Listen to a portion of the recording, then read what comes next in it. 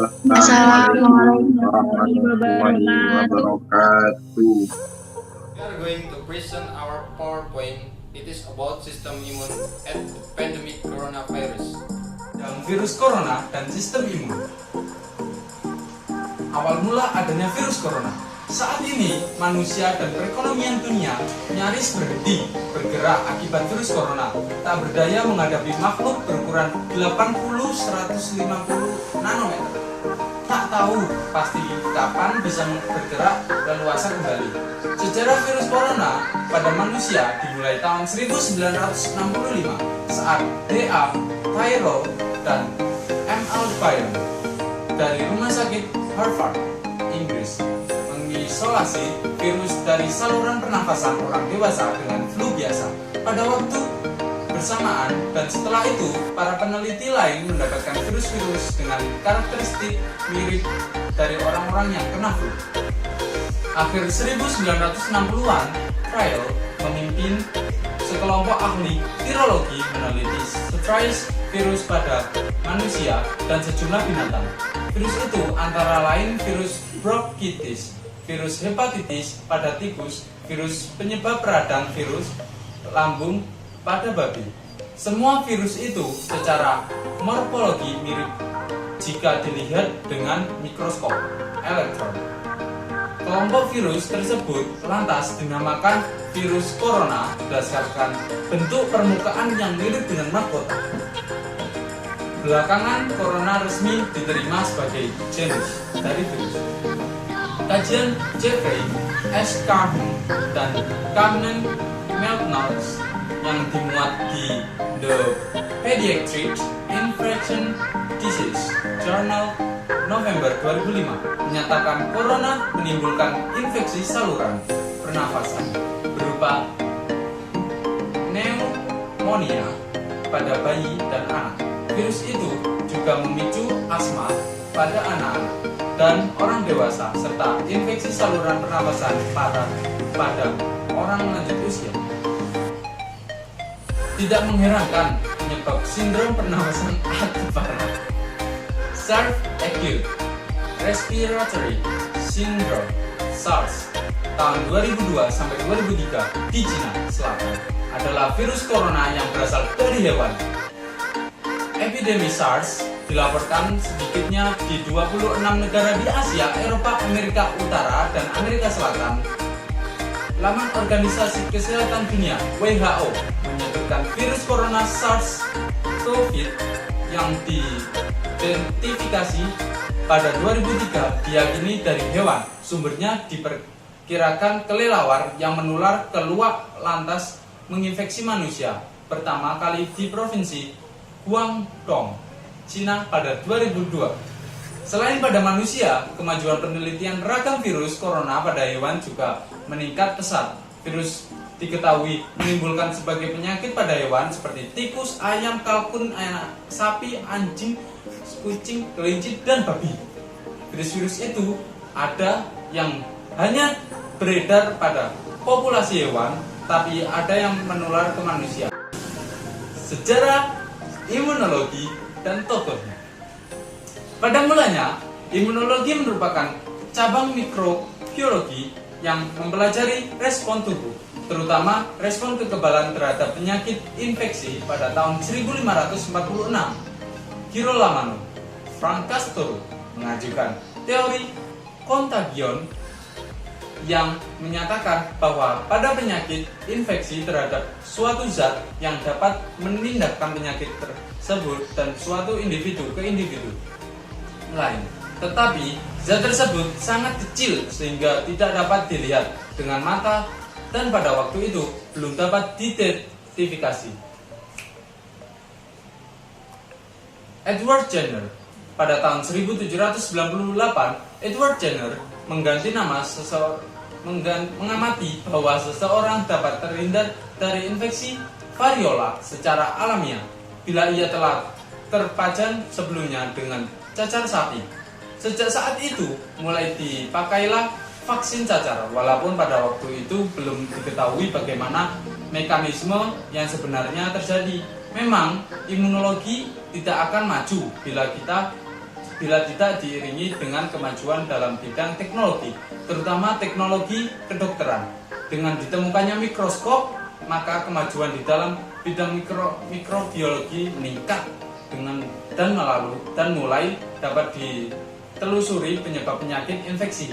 Penelitian ilmiah mengenai imunologi baru dimulai setelah Louis Pasteur pada tahun 1880 menemukan penyebab penyakit infeksi dan dapat membiak mikroorganisme serta menetapkan teori kuman, germ theory.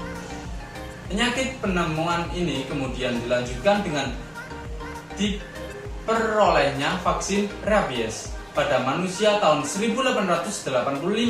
Hasil karya Pasteur ini kemudian merupakan dasar perkembangbiakan vaksin. Selanjutnya yang merupakan pencapaian gemilang di bidang imunologi yang memberi dampak positif pada penurunan morbilitas dan mortalitas penyakit infeksi pada anak.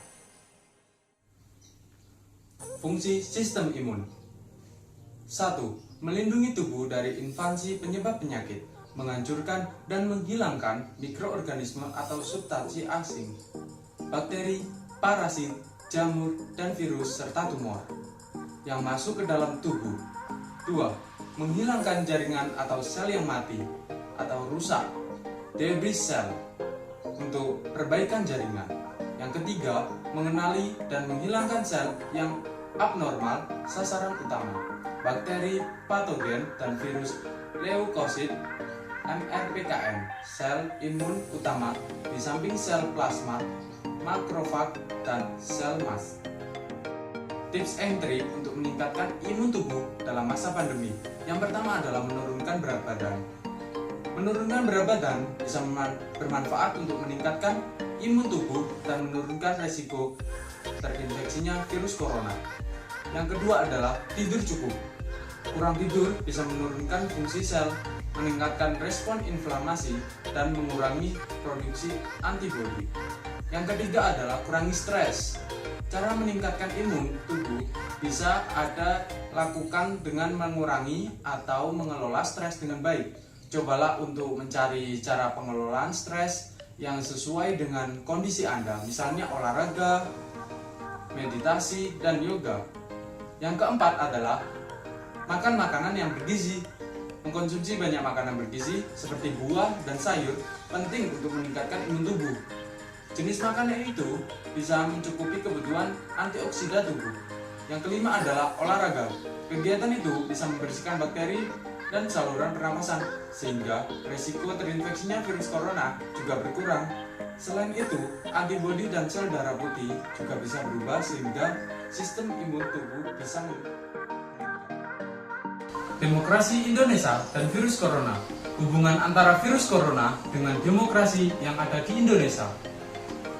Indikator Politik Indonesia merilis hasil survei mengenai persepsi publik terhadap penanganan COVID-19, kinerja ekonomi, dan implikasi politik. Dari hasil survei tersebut, adanya penurunan terhadap kepuasan demokrasi. Jadi, di bulan Februari, yang puas terhadap kinerja masih 75,6%. Sekarang 49%. Yang mengatakan puas turun, yang mengatakan tidak puas naik. Jadi, sepertinya penanganan COVID inilah yang menjadi korban pertama adalah demokrasi. Ujar Direktur Eksekutif Indikator Politik Indonesia, Burhanuddin Muhtadi, dalam jumpa pers secara virtual Minggu 7 Juni 2020. Bahkan kata Burhanuddin, penurunan kepuasan terhadap demokrasi merupakan yang terbentuk sepanjang 16 tahun terakhir, yang mengatakan merasa puas terhadap demokrasi di bulan Mei, 3 bulan setelah kita dihantam oleh pandemi ini. Total 49% di bawah mayoritas. Terus terang, ini baru sekali dalam 16 tahun terakhir. Democratic support kita di bawah 50%. Jelasnya, ini kalau saya sebagai orang yang mengkaji demokrasi tentu punya keinginan normatif agar demokrasi bisa lebih baik. Ini alam. Sambungnya,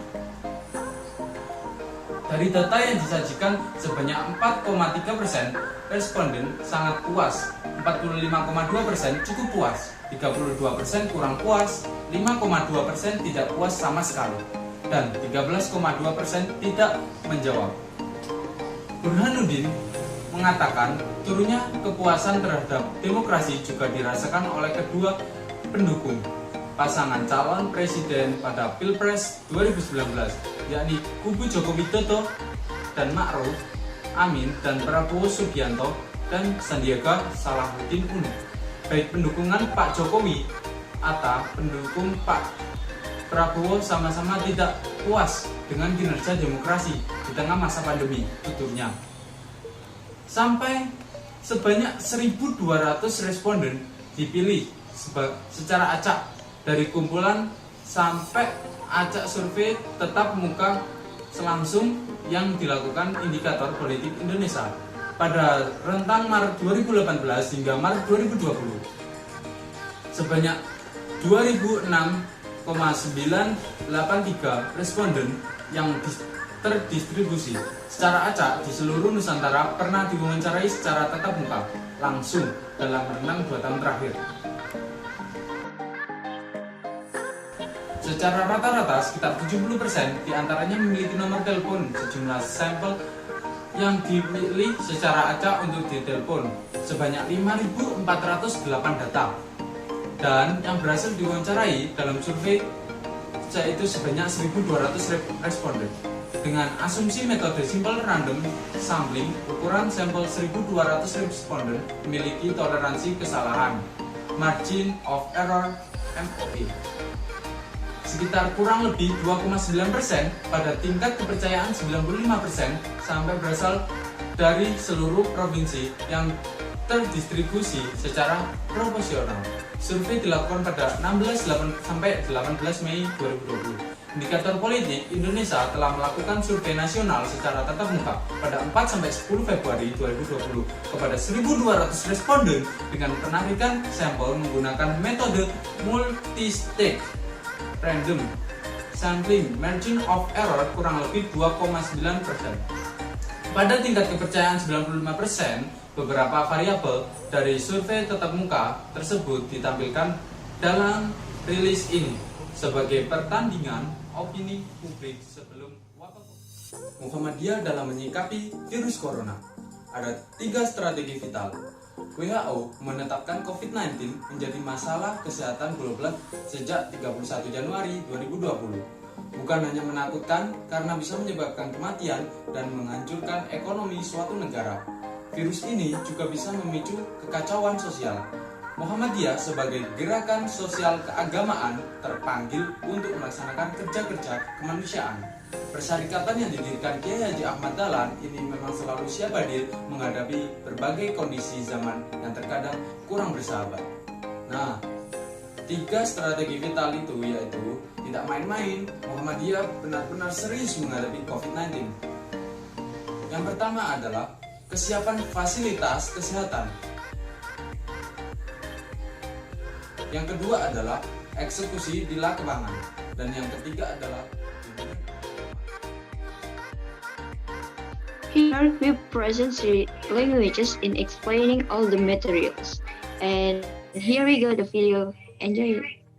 Assalamualaikum warahmatullahi wabarakatuh. Kali ini saya Akhtar akan menjelaskan tentang pemodelan COVID-19 menggunakan fluida dinamis dasar. Mari kita mulai. Pemodelan menggunakan persamaan transportasi fluida, kita merupakan model matematis untuk memprediksi kasus infeksi COVID-19 berikut. Minimnya kasus terinfeksi didapatkan dari persamaan di atas, di mana N dan 0 menandakan kasus baru dan kasus yang lama. Dan di sisi berikut, alfa merupakan faktor interaksi yang memperhitungkan transmisi dan infeksi dari satu orang ke orang lain. Beta mendeskripsikan keefektifan dari campur tangan kesehatan masyarakat. Phi merupakan pertumbuhan dari aktivitas virus setiap orang, dan theta merupakan rasio dari total kasus terinfeksi X dan jumlah awal orang itu sendiri, yaitu dibagi X dibagi S. Kemudian metode yang digunakan, kita awali dengan persamaan transportasi fluida biasa, yaitu persamaan parsial diferensial ya. Lalu menggunakan intuisi bahwa fluida bisa membawa sesuatu seperti garam di laut, ya, seperti air di laut membawa garam. Individu juga bisa individu yang terjangkit juga bisa kita definisikan sebagai fluida yang membawa virusnya seperti garam. Nah, dengan mensubstitusikan C dengan theta dan R sama dengan M kali E pangkat minus theta plus partial diferensialnya didapat sama partial diferensial di bawah, dan menggunakan metode FTSC yaitu forward time centered space. Kebersamaan di atas didapat sebagian berikut, lalu disederhanakan persamaan di atas dengan fakta bahwa untuk ke nolnya awalnya 0 dan beberapa diantaranya juga, lalu juga bisa disubstitusikan biar mempermudah.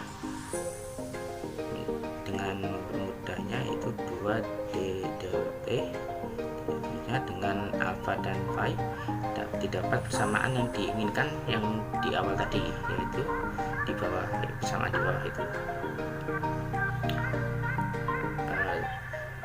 Itu saja dari saya. Sekian, terima kasih. Assalamualaikum warahmatullahi wabarakatuh. Saya Muhammad Antar Ilyas. Kali ini akan menyampaikan judulnya yaitu pemodelan matematika penyebaran COVID-19 sebagai berikut. Membuka, COVID-19 sudah tidak asing lagi di telinga. Virus ini telah menyebar hampir ke seluruh negara. Oleh karena itu, pada kesempatan kali ini kami akan memberikan graf penyebaran COVID-19. Tapi sebelum kami mulai pemodelannya, kami akan memberikan beberapa informasi yang diperlukan terlebih dahulu. Kami juga akan menyantumkan referensi yang kami gunakan pada akhir presentasi ini. Beberapa visualisasi juga disediakan untuk mempermudah pemahaman. Sebenarnya kami ingin membuat presentasi ini sesingkat mungkin dan langsung ke intinya. Namun referensi yang kami gunakan memakai beberapa informasi dari bab lain, sehingga kami harus menjelaskan terlebih dahulu salah satunya sebagai berikut. Untuk itu, kami akan memulai dengan pengenalan tentang simple cell complex, dan juga dengan beberapa aplikasinya, dan kami akan sampaikan materi utama di presentasi ini, dan diakhiri dengan penerapannya dalam metode pemodelan penyebaran COVID-19. Metode yang digunakan: kategori didefinisikan sebagai kumpulan himpunan dan map dari suatu kategori lain seperti bangsa. Jadi seperti himpunan dari himpunan. Dan misal S himpunan 1 2, maka kita menuliskan satu anggota S seperti itu.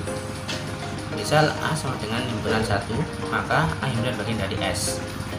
Kita menuliskan fungsi dari himpunan A ke himpunan B dengan fungsinya dari A panah B atau A panah B langsung, yang berarti untuk A anggota A maka FA sama dengan anggota dari B. Kita juga menuliskan himpunan dengan indeks dengan indeks X bilang real, dengan himpunan dengan indeks X di mana X bilang real. Jadi menandakan himpunan kosong, himpunan terbuka merupakan himpunan dalam bentuk Y kurang dari X kurang dari Z, himpunan X di mana Y kurang dari X dan kurang dari Z. XY atau himpunan tertutup menandakan himpunan dalam bentuk X kurang dari Z dan Z kurang dari Y.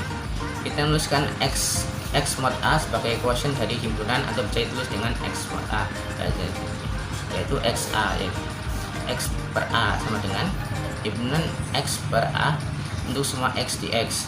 Kita juga bisa melihat anggota X mod A sebagai kelas ekuivalen dengan relasi ekuivalensi K ekuivalen dengan B jika K kurangi B anggota dari A. Kita mulai bab pertama yaitu sel kompleks. Kita akan mulai dari dasar yaitu konsep simple cell complex. Simple cell complex sendiri berhubungan erat dengan singular kohomologi, tapi kita tidak membahasnya terlebih dahulu. Dan definisi simple cell complex, bahwa simple cell complex adalah sebuah pasangan K, E, S, di mana E merupakan himpunan sudut dan S merupakan kumpulan dari himpunan bagian dari E. Jadi seperti kumpulan himpunan dari himpunan bagian dari E itu S. Jadi anggota S merupakan himpunan dengan N plus 1 anggota disebut N simplex, di mana N adalah dimensi dari S, dan dimensi dari simple cell kompleks didefinisikan sebagai dimensi terbesar dari anggota S, dan K disebut dengan N dimensi simple cell kompleks. Simple cell kompleks juga memenuhi beberapa aksioma berikut. Satu titik di E merupakan simplex di S atau 0 dimensi simplex. Jika S anggota S dan T bukan himpunan kosong, maka dan T juga himpunan bagian dari S, maka T dia juga himpunan dari S besar, himpunan dari anggota dari S besar. Contoh, Misal seperti di atas, bisa juga A dan B himpunan, dan himpunan bagian terbuka itu dalam bentuk Z kurang dari X kurang dari Y kurang dari A, maka sebuah fungsi f dari A ke B kontinu jika f u juga himpunan terbuka. Jika f bijektif dan f inverse juga kontinu akan disebut dengan homeomorfisme, atau bisa dibilang jika kita seperti membuat dari satu bentuk ke bentuk lain tanpa mengubah strukturnya. Dan jika ada homeomorfisme dari X ke Y, kita sebut X homeomorfik ke Y dan tuliskan seperti di situ. Sebuah homeomorfisme dari simplicial kompleks ke X disebut triangulation dari X. Satu dimensi simplicial kompleks disebut juga graf yang akan menjadi topik utama di 3.1. Karena kita akan menggunakan penggunaan penelitian COVID-19 menggunakan graf, dan bisa dilihat visualisasinya di bawah. 0 simplex merupakan titik, 1 simplex merupakan garis, 2 simplex merupakan segitiga, 3 simplex merupakan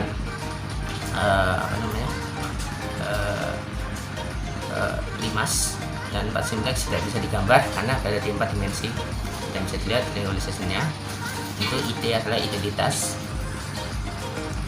CW kompleks. Kali ini kita akan pindah ke CW kompleks yang digunakan untuk menyampaikan sel ke sebuah ruang. Di sini kita menyebut fungsi atau faktor dengan map.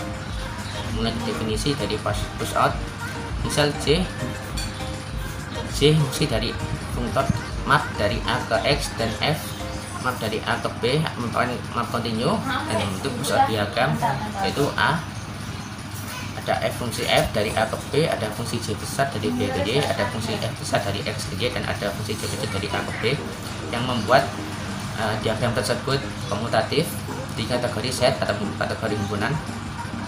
Makanya didapat sebagai quotient. Jadi dengan relasi ekuivalensi ruang quotient di notasi tadi di bab 0, jadi X plus B. Kita bisa memandang Y dengan quotient topologi, yaitu F, J X plus merupakan fungsi dari X plus B ke Y dan menghasilkan push out diagram di kategori topologi. Y bisa dinotasikan sebagai Y sama dengan X plus pangkat A dari B, atau Y sama dengan coproduct dari X dan B. Ya bisa dibilang itu namanya coproduct. Di bawah ada penggambarannya.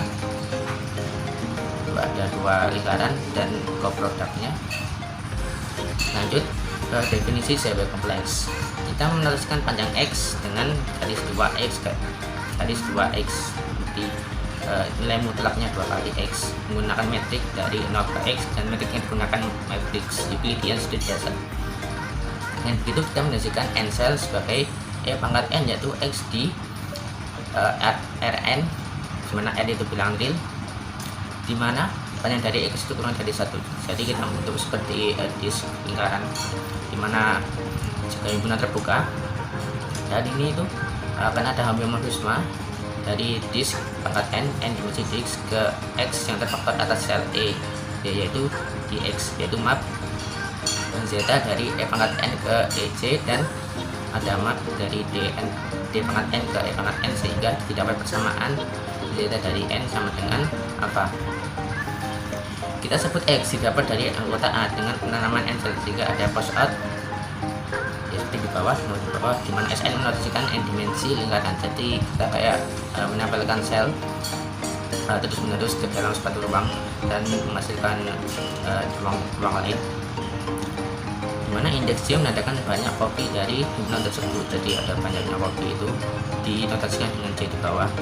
Di sini selnya E pangkat n itu homeomorfis ke X mod A, jadi kita bisa menerap X mod A sendiri sebagai n cell.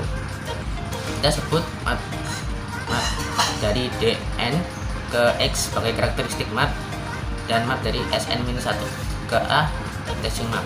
Bisa dilihat dari gambar di bawah visualisasinya. Kita mulai dengan disk D dan push out ya dari A ke X menggunakan S. Kita dapat A coproduct D pangkat 2. Misal A ruang bagian dari X, sebuah CW decomposition dari X, A adalah dari himpunan bagian A, yaitu X pangkat min 1, himpunan bagian dari X pangkat 0, himpunan bagian dari X 1, dan seterusnya sampai X, sehingga X sendiri merupakan gabungan dari X pangkat N untuk N lebih dari sama atau sama dengan 0.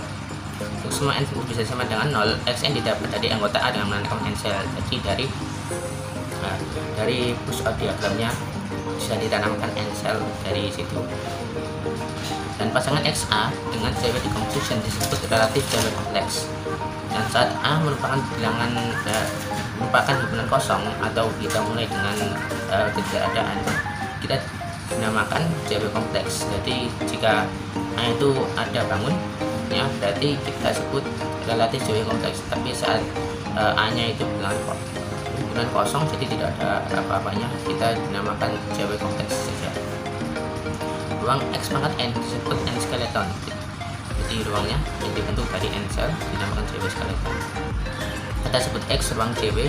Bisa dilihat bahwa graf juga bisa didapatkan menggunakan Cw decomposition dan menanamkan satu sel ke X sehingga juga merupakan Cw kompleks karena ada Cw decomposition di sana. Dan bisa dilihat di graf di bawah, gambar di bawah, visualisasi di bawah, kita ada satu sel ditanamkan ke 0 sel yaitu titik, dan kita mendapatkan satu skeleton jadi 0 skeleton yang merupakan satu graf. Di sini bisa dilihat bahwa graf adalah titik yang dihubungkan dengan garis. Kita juga bisa melihat garis-garis tersebut. Kita juga bisa lihat garis-garis tersebut sebagai fungsi linear yang dibatasi oleh dua titik. Lebih jauh lagi kita juga bisa melihat faktor dari kategori top ke kategori lain dengan memenuhi beberapa aksioma. Dan salah satunya keunikan elemen lintas dan penggabungan dua anggota dari faktor yang bisa disebut penempelan atau bentuk. Ini kita menempelkan fungsi jika dan hanya jika matriks transisinya itu isomorfus ke matriks transisi antara matriks transisi itu. Fungsi faktor, penempelan fungsi faktor yang memenuhi beberapa aksioma, salah satunya aksioma di atas disebut shift. Itu lebih lanjut bisa dilihat di referensi ketiga. Selanjutnya kita akan membahas aplikasi dari sel kompleks pada bab berikutnya. Kita akan membahas secara singkat tentang aplikasinya. Untuk lebih lanjut bisa dilihat di referensi kedua. Homologi. Kali ini kita akan menuliskan aplikasi dari konstruksi simbol sel kompleks. Dalam sebelumnya yaitu menghitung banyaknya lubang di sebuah ruang menggunakan homologi. Motivasi dari homologi sendiri adalah pertanyaan kapan dua ruang yang berbeda homomorfik. Salah satu cara adalah dengan melihat banyaknya lubang di suatu ruang. Bila dua ruang itu mempunyai lubang yang sama, maka dua ruang itu homomorfik. Dari situlah lahir konsep homologi dan awalnya yaitu homologi. Definisi dari simplex sel kompleks. Kita menulis n dimensi simplex S anggota S dengan yaitu misal Cn dari K menandakan grup atau himpunan yang komutatif dengan basis yaitu anggotanya merupakan kombinasi linear dari n simplex. Maka kita anggotanya simplex sel n chain dari K dan fungsi batas atau diferensial yaitu delta n dari Cn ke Cn-1, di mana kita mengubah anggotanya yaitu n simplex ke kombinasi linear dari n simplex, di mana kita menggunakan VK-nya. Dan kita dapatkan dari simplex kompleks yaitu menggunakan fungsi diferensial berkali-kali. Kita menggunakan Cn, Cn-1, Cn-2 dan seterusnya. Definisi homologi. Sebelum mendapatkan homologi, kita memerlukan definisi berikut. Image dari delta merupakan semua anggota Cn yang dimasukkan ke domain dari delta, dan kernel merupakan anggota dari X di mana delta X sama dengan 0. Definisikan HNK sama dengan kernel dari delta -1 mod image delta n, maka Hn disebut homologi ke n dari K. Anggota dari Hn disebut n cycle dan merupakan kelas ekuivalen dengan kelas ekuivalen closed group di bab 0 tadi. Dan jika n cycle ekuivalen dengan 0, maka kita sebut homologus ke 0. Contoh, misal Tn menotasikan n dimensi torus atau donat, maka Hn dari homologi ke n dari T pangkat n sama dengan Z, di mana Z merupakan bilangan bulat, dan Hn-1 dari Tn merupakan Z kuadrat atau Z itu n. Dan banyak anggota dari Hn sama dengan banyak bilangan bulat yaitu alkul. Kita lihat di situ kernelnya merupakan satu cycle dan image-nya merupakan boundary atau batasnya dari torus. Catatan bahwa konstruksi homologi jadi tidak terbatas pada simple shell kompleks. Beberapa di antaranya adalah singular homologi, asymmetric homologi. Nyatanya kita hanya memerlukan direct kompleks dan differential shell untuk membentuk homologi. Jadi kita tidak memerlukan hanya untuk terbatas di simple shell kompleks, tapi juga banyak lagi. Sekarang kita akan membahas dualnya, yaitu homologi. Pertama kita membahas tentang co-chain kompleks. Kita mempunyai data chain kompleks seperti tadi, C yaitu Cnx dengan fungsi delta seperti yang tadi. Jadi kita aplikasikan faktornya home r itu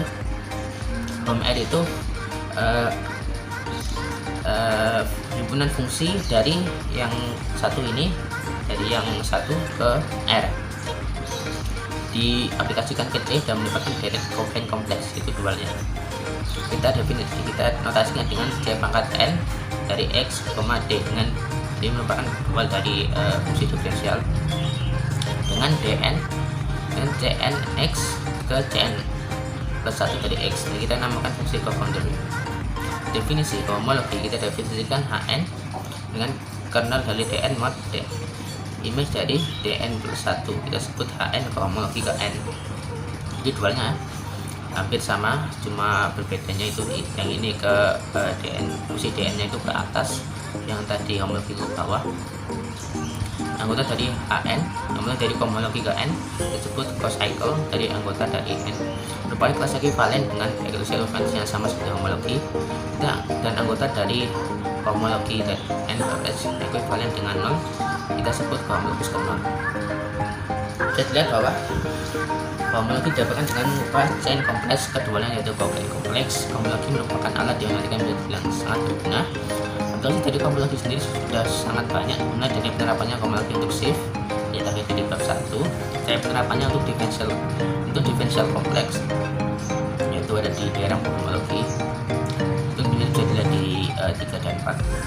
Di referensi, homologi sendiri merupakan varian yang lebih kuat dari homologi, karena kita bisa bilang kita bisa asosiasikan setiap cycle dengan morfisme, yaitu fungsi tadi.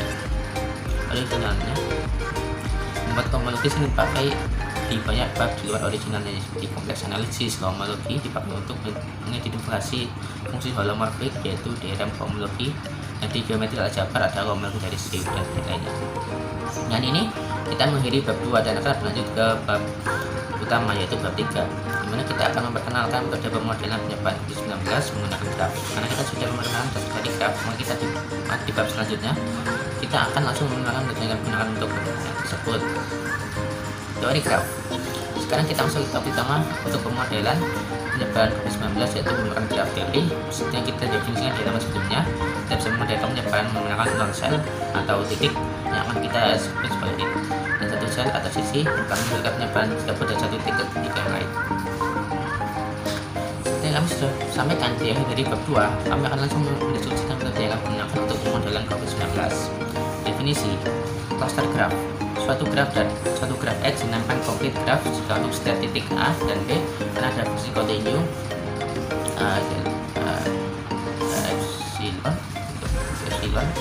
epsilon dari interval 0,1 ke X sehingga epsilon dari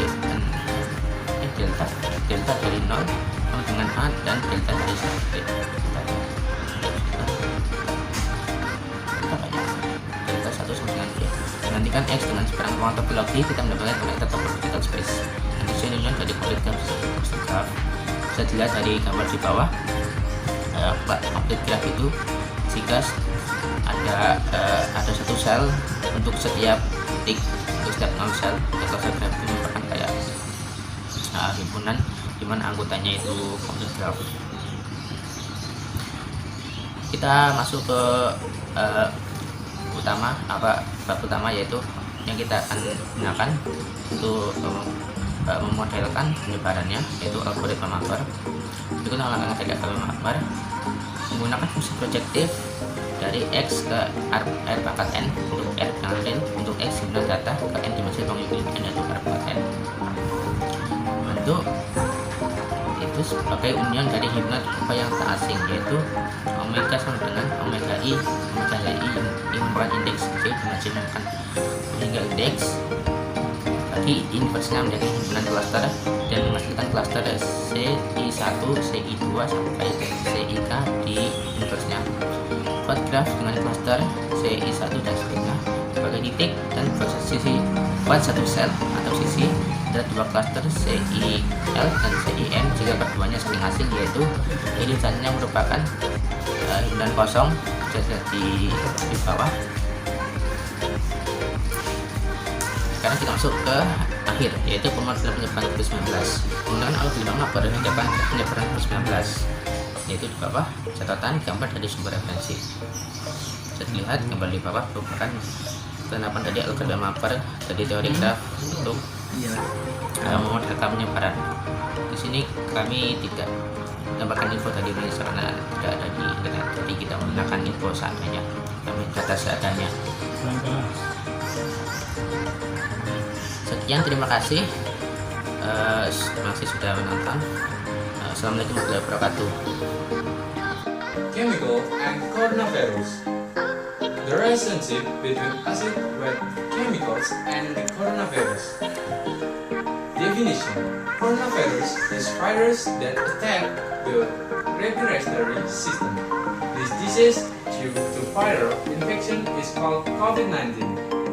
Virus are packets of nucleic acid that are wrapped in protein on the outside and are dead. In some cases, surrounded by lipids or fats or packaging. Result: the coronavirus can cause minor problems to the respiratory system, such lung infection and even death. Weakness, easily lost with fat solvents, can be given by antibodies, can be killed with a disinfectant. How to avoid coronavirus?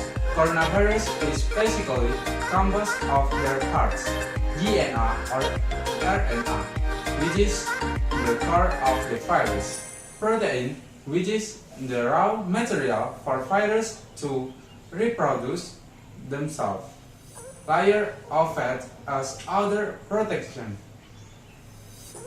The three parts are not actually tightly attached to one another, so when fat layer is destroyed by shock, the virus will be destroyed and die. Fat solvent is the soap that you use every day. Coronavirus can be destroyed and die if exposed to soap. Soap can kill coronavirus because in soap there is a weight content with a pH of 8+, so that it can dissolve or remove the nucleic acids present in the virus. And how to avoid coronavirus?